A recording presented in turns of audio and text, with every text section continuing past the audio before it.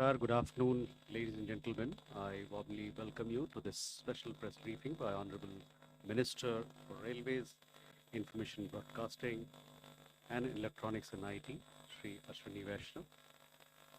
He is also joined by Foreign Secretary, Shri Vikram Mishri, as also by Chairman and CEO of the Railway Board, Shri Satish Kumar.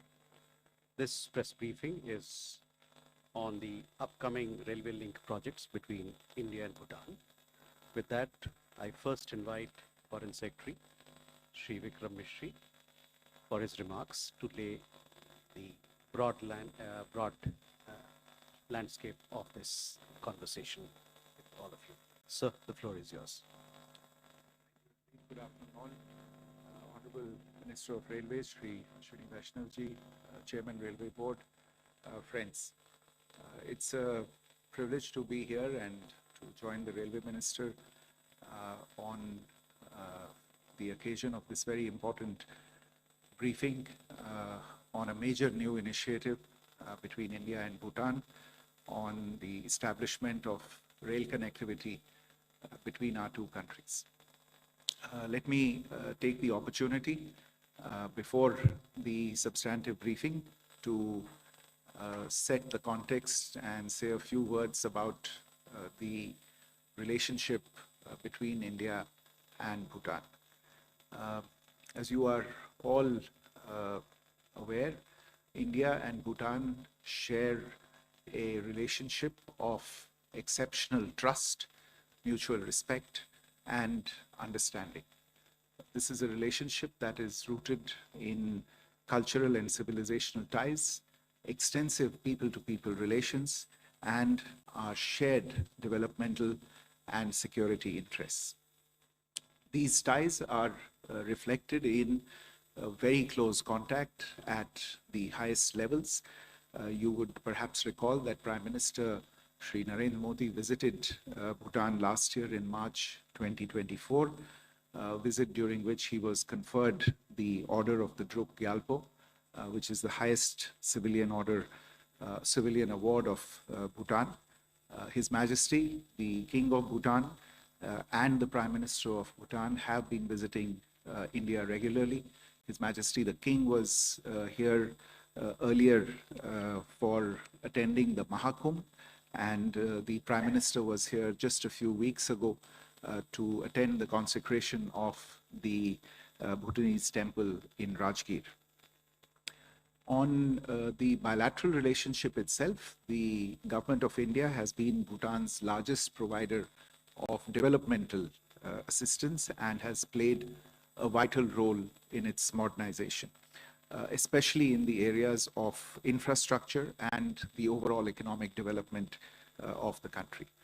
For the 13th five-year plan of Bhutan, which runs from 2024 to 2029, the government of India has committed a support of rupees 10,000 crores, which covers project-tied assistance, high-impact community development projects, the economic stimulus program, and a program grant.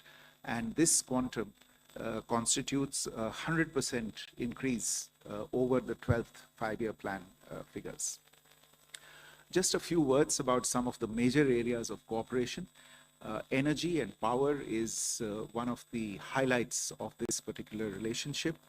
Our two governments have successfully collaborated on joint development of 5 hydroelectric projects. These are Chukha, Tala, Mangdechu, Kurechu, and the Punatsangchu 2, which has just been completed very recently. In addition, Punatsangchu 1 is under construction. Apart from this, there are Indian private companies now that are engaging with Bhutanese authorities to develop power projects in Bhutan. Insofar as trade is concerned, India is Bhutan's top trading partner. We are the principal source of imports and the principal destination of their exports, accounting for nearly 80% of Bhutan's total trade.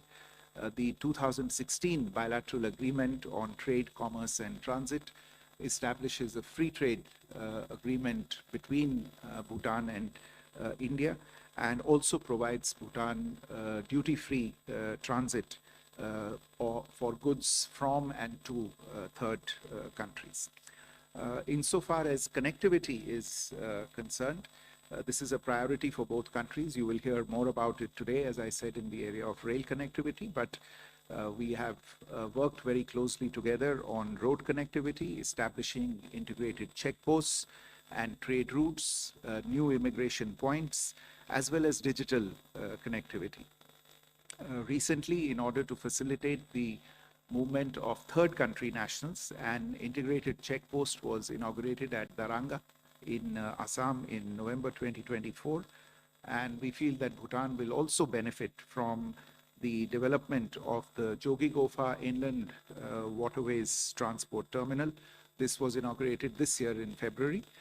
In the digital domain, both the RuPay card and the Bhim UPI application have been launched in Bhutan. Some of you who are following developments in Bhutan closely would be aware that the government there is developing the Gelefu Mindfulness City project bordering Assam. This is an initiative under the direct guidance of His Majesty, the King of Bhutan.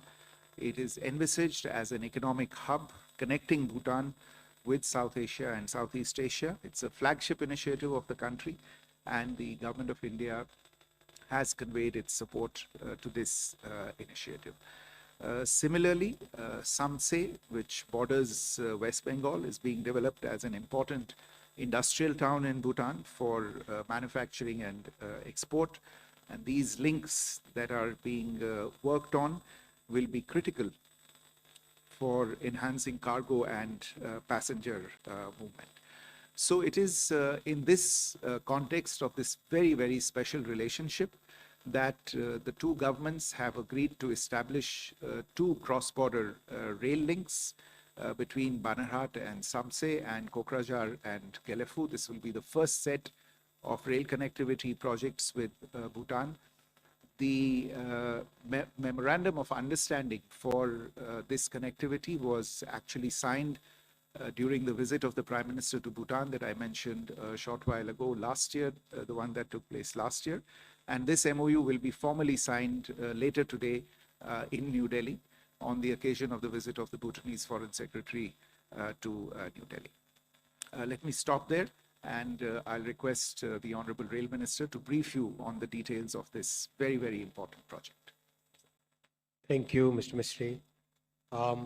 This project is basically connecting two very important cities of Bhutan. One is Gelefu, as Foreign Secretary shared with us. This is being developed as a mindfulness city. And second is Samse, which is an industrial city. The two projects will take off from the network of Indian Railways at Kokrajhar and Banarhat. The investment which is envisaged at this point of time is about 4,033 crore rupees, and the total length is about 90 kilometers, to be precise. 89 kilometers of railway network will be created.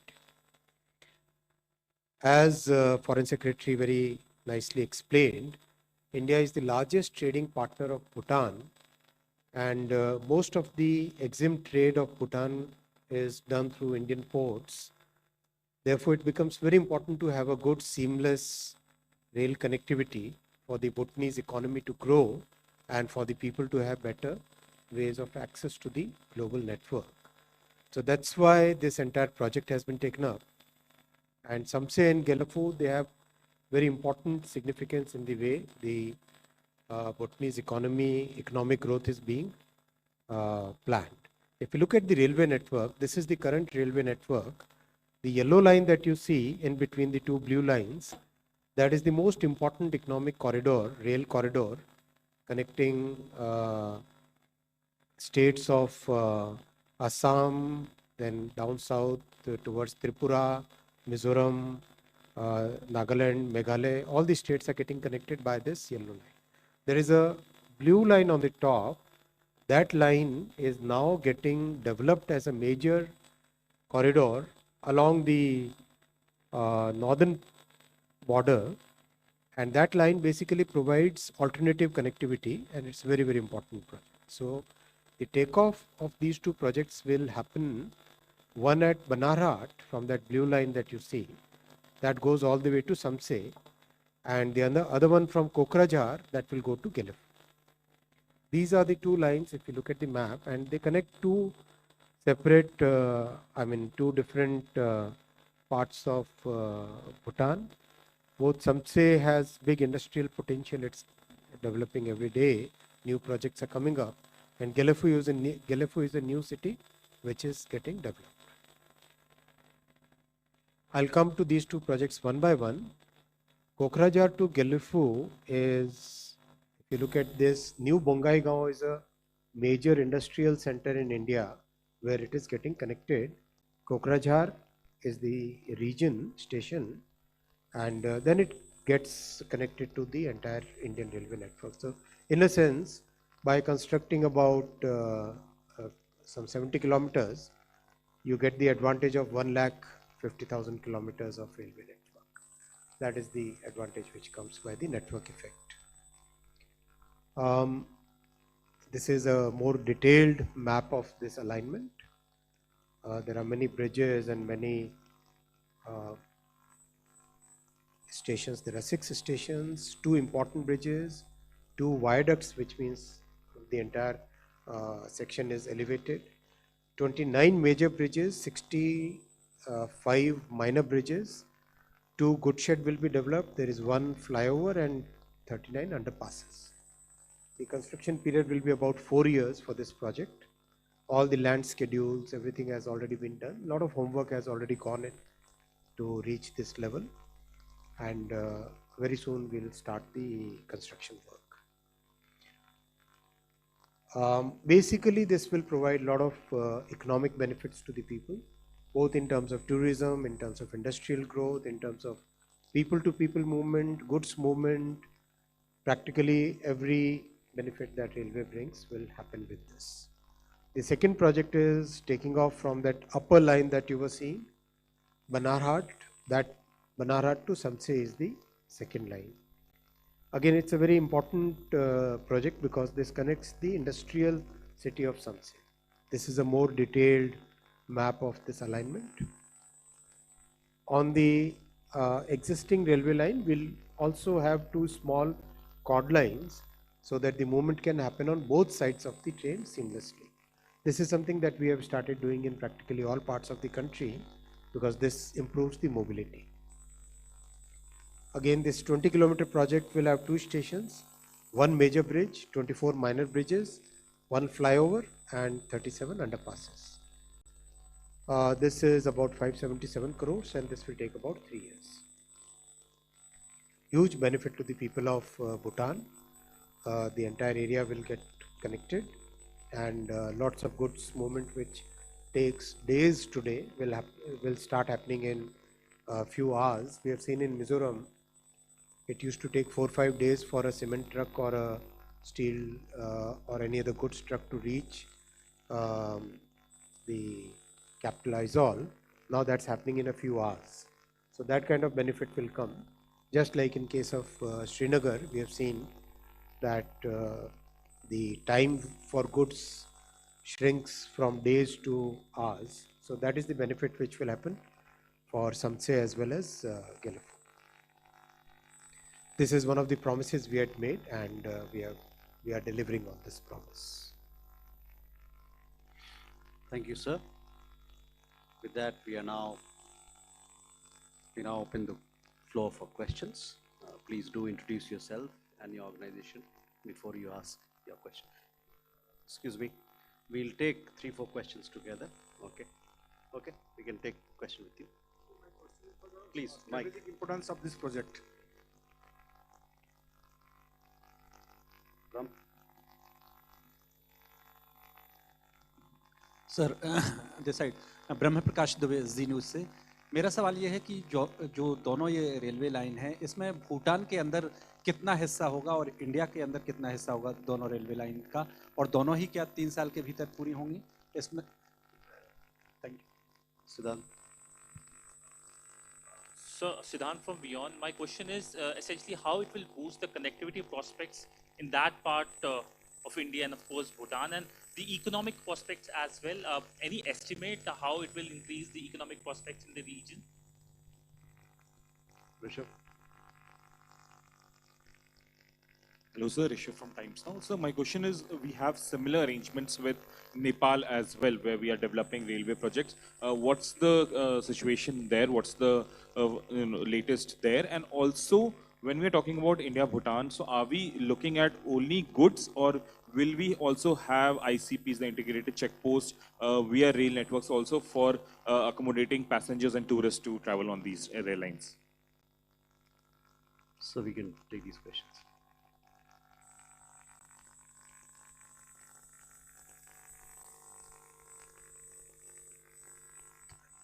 So basically, in Banarat Samtse, Bhutanese side is about 2.13 kilometers. Indian side is about 17.42 kilometers, to be precise. In case of Gelefu, Bhutanese side is 2.39 kilometers. Indian side is 66.66 kilometers. Time taken will be, Samtse will be about 4 years. Samtse will be 3 years and Gelefu will be 4 years. Both goods and passengers will be using these two lines. This line will also have most advanced signaling systems that we are implementing everywhere in the country, and this will be designed for running Vande Bharat trains. So this will be basically modern trains will be run fully electrified, and the curves and all those things will be all the technical parameters will be designed as per the Vande Bharat requirements. A lot of economic benefit as we explained, but I'll still pass on to Foreign Secretary for the strategic importance of these two projects.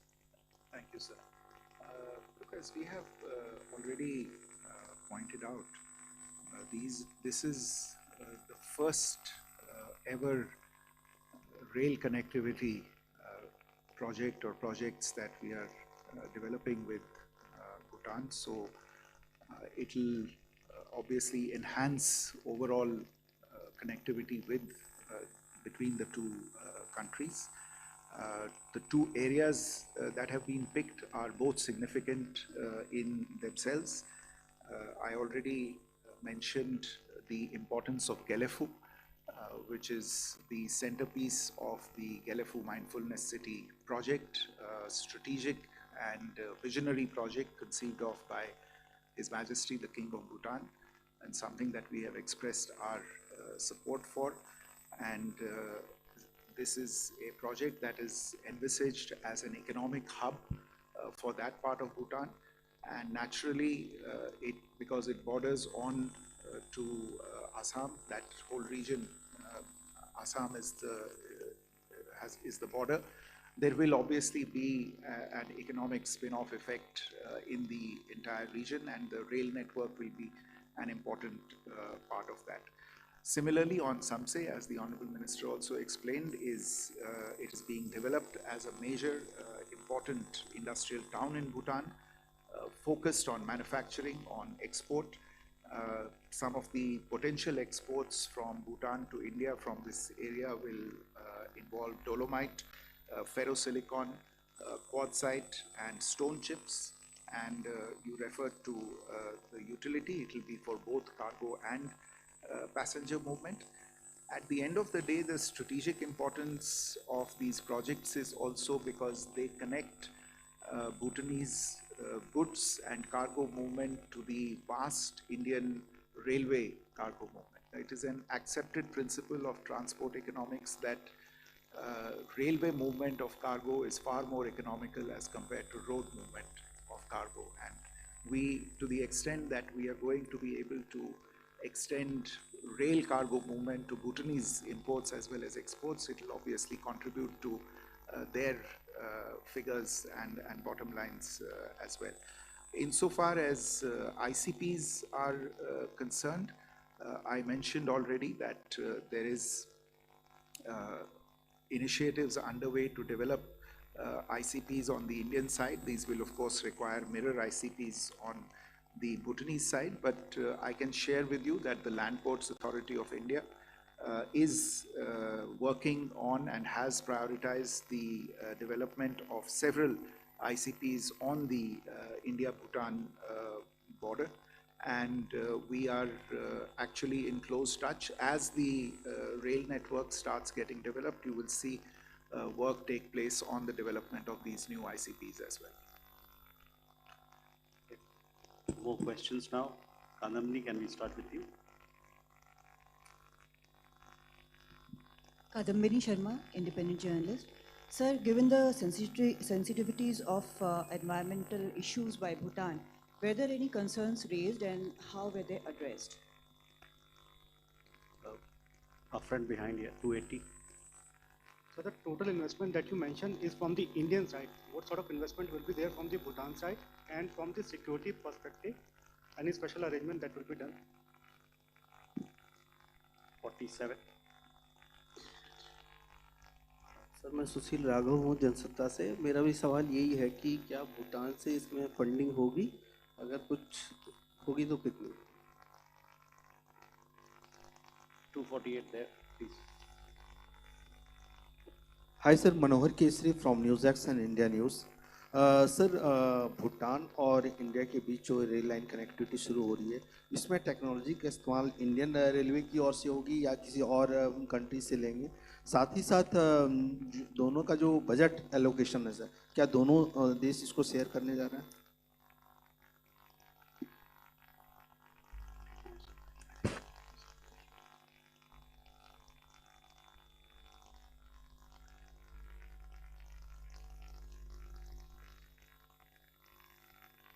$47 there, yes. Thank you, Mr. Jaiswal. My name is Tripti Nath. I'm an independent journalist. My question is to Mr. Vaishnaw. This sounds like a very promising railway network project that is being developed between India and Bhutan. But I'm plain curious, are these coaches, you talked of the technical parameters which will be designed as per Vande Bharat. This is also a fantastic train. But I just want to understand, are the coaches going to be made in India, made in India? So we can take these questions. The environmental issues have been very carefully considered. A lot of studies have happened over the past few years. Each and every parameter has been very, very carefully studied, especially because entire northeastern region that we have seen the kind of issues that we face day in and day out. So over a period of last few decades, our work in northeastern states has given us that capability to understand the environmental issues and plan accordingly. That is one. Each and every part has been considered and very proper design has happened considering the environmental issues, especially climate resilience. For example, flow of water, have sufficient number of underpasses, make sure that elephants can pass under the railway tracks. All those things have been considered while designing this. Second, this entire investment is done by Indian side, and most of the part of the railway network which is within the Indian territory, that is part of the Indian railway network, and the part which is within Bhutan, there is a kind of arrangement between India and Bhutan where the investment is being made by India. The technology is all Indian, coaches will be made in India, and it's basically well-established technology which we are going to use here. The security arrangement will be done in consultation with the operational requirements of both the countries.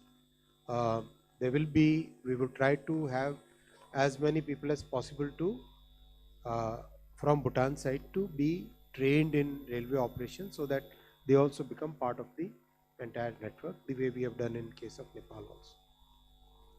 I'll just add that insofar as the question related to funding was concerned, as the Honorable Minister has explained, the segment of the respective railway links that falls within Indian territory will be funded, that will fall within Bhutanese territory, will be borne by Bhutan's 13th Hi sir, my name is Joe, Bhutanese government for the Bhutanese nation. Just want to understand whether this budget is part of the 10,000 crores or will that be separate? And so in terms of the, the the trade as of today that is happening between India and Bhutan, can you give us some context on the number of the goods that are being traded and through what points? Umashankar? Umashankar Singh independent journalist. ये बहुत ही अहम परियोजना है जिसका यहाँ ऐलान किया जा रहा है। मेरा सवाल ये है कि जिस तरह से हमने पिछले कुछ दशकों में या कुछ सालों में देखा है कि चीन ने तिब्बत में चाहे वो सिक्किम हो, चाहे वो भूटान हो या फिर अरुणाचल हो, सीमावर्ती इलाकों तक रेल परियोजना लेकर वो आया है, तो क्या इस परियोजना को उसके काउंटर एक मेजर के तौर पे भी देखा जाए या फिर ये सिर्फ भारत और भूटान के बीच द्विपक्षीय संबंधों के लिहाज से इसको देखा जाए? Raghavendra? This is Raghavendra Verma from German television ZDF. So my question is about, do we have a reaction from Bhutan also? How does Bhutan feels about it, and what are their priorities and how they were seeing this line coming? And secondly, in Bhutan, it's only small portion of these railways that go in. So were these two projects entirely dependent on Bhutan to be part of it, or could India had already build those lines to the nearest border region of these two places, and this could have been earlier? Why was it dependent on that portion of Bhutan? Salish? Thank you, sir. I'm Shailesh from National Defense. Sir, may you please elaborate in case if possible, do we have some rare earth minerals deal with Bhutan, and is this project linked to, or I mean, both these links, are they linked with this particular project, sir? And the second, in case if you allow, the same one which Umashankar had just asked. 232. Thank you sir. Mahesh Kejriwal from Lok Sabha लोग। मेरा सवाल sir ये है कि भूटान और China के बीच में जो है कि बॉर्डर एक इशू आ रहा है, तो आप लोग जो ये प्रोजेक्ट शुरू कर रहे हैं, तो भूटान की ओर से क्या भारत के समक्ष कोई विशेष शर्तें रखी गई है इस प्रोजेक्ट को शुरू करने के पहले?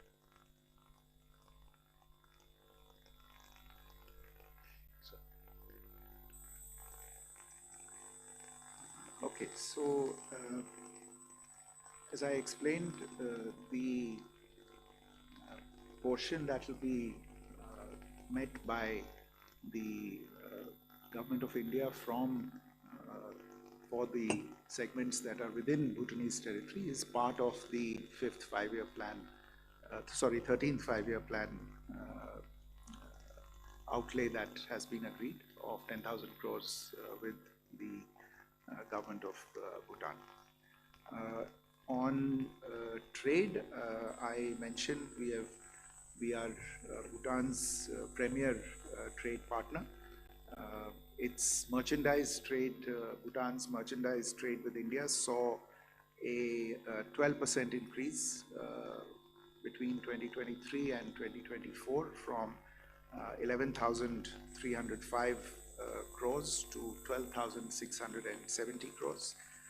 Bhutan's exports to India increased from 2,800 crores in 2023 to 3,100 crores in 2024, while their imports from India grew from 8,500 crore rupees to nearly 9,500 crore rupees during the same period. We are in discussions to actually renew the bilateral treaty of trade, commerce and transit, which was signed in 2016 for a period of 10 years, and it will expire in July 2027, and we will discuss a renewal of that treaty. On the question of involving Bhutan on this, I refer you to my opening remarks, where I mentioned that this is all happening on the basis of an MOU between Bhutan and India that was signed on the occasion of the Prime Minister's visit to Bhutan last year in March 2024.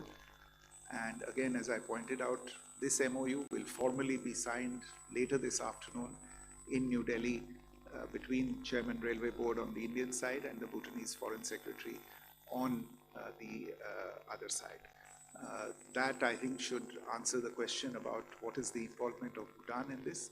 let me just make a general point that when it comes to infrastructure projects, India's guiding principle and fundamental approach has been that we do infrastructure projects only those ones that our partner countries are comfortable with. We are driven by the priorities of our partner countries. We are not driven by our supply necessities. On the issue of rare earths, no, I am not aware if there is any discussion on rare earths related to this particular project. कुछ प्रश्न थे जो भूटान और किसी तीसरे देश को लेके थे कि उनका इसमें क्या इन्वॉल्वमेंट है. आप जानते हैं जहाँ तक ये बॉर्डर, इस बॉर्डर का सवाल है जहाँ से ये ट्रेन लाइन्स जा रही हैं, इसमें किसी तीसरे देश का कोई involvement nahi hai. So I think this question is a bit superfluous at this point in time. In any case, I should underline that this is a rail connectivity project and it is therefore of the utmost bilateral importance to the two countries. Elena. Good afternoon, Elena, TASS News Agency. Do you consider, maybe not now, but gradually while you will develop this project, participation of some third country? And as I'm from Russian media, I wonder if participation of Russia is possible. And perhaps if Honorable Minister answers my question, what are the projects with Russia which are now already on or under consideration? Thank you. You go this side, Neeraj. मेरा उत्तर मिल गया है. अभिनव वार्ता से वर्युनी वार्ता में अभिनव हूँ. मैं जानना चाह रहा था इस प्रोजेक्ट में कब से काम शुरू होने वाला है और इसमें भूटान जो पैसा खर्च किया जा रहा है, क्या इंडिया की तरफ से ही पूरा पैसा खर्च किया जा रहा है प्रोजेक्ट में या भूटान भी इस पे कुछ सहयोग? नीरज. सर नमस्कार, मैं नीरज दुबे प्रभा साक्षी से. सर जो इस रेल प्रोजेक्ट के लिए क्या भूटानी नागरिकों को रेल मंत्रालय कोई स्किल डेवलपमेंट का कोई कोर्स कराएगा, उनको ट्रेनिंग देगा? और दूसरा, क्या इसमें कोई वर्ल्ड बैंक या एडीबी और किसी अंतर्राष्ट्रीय वित्तीय संस्थान भी कोई सहयोग कर रहा है क्या इस project? 271. Hi sir, this is Dhruvash from Business Standard. Just wanted to understand a bit of the rationale on electrification of the project, in the sense that there is, while it's appreciable that Vande Bharat trains and modern trains are expected to be run, the experience in electrification in Northeast has rather been a slow one, and this is being seen as some sort of precedent as to how these challenges will come up. And second, in strategic areas, there's a school of thought that more diesel locomotives and more diesel rolling stock would be beneficial in strategic border areas. So in the view of these two considerations, just wanted to understand the rationale behind electrification of these things. Sachin. Sir मेरा नाम सचिन बुधोलिया है, मैं हिंदुस्तान समाचार से हूँ. मेरा सवाल ये है कि भूटान और इंडिया एक BBIN नेटवर्क का पार्ट है, जो कनेक्टिविटी का प्रोजेक्ट था. तो भूटान अगर आगे आने वाले दिनों में इसके पार्टनर कंट्रीज़, विशेष रूप से नेपाल या बांग्लादेश के साथ में अगर ट्रेड करना चाहता है, तो क्या हमारा ये जो कनेक्टिविटी है, तो इंडियन रेल की कनेक्टिविटी क्या उसको उन देशों के साथ व्यापार की सुविधा देगा, विशेष रूप से बांग्लादेश?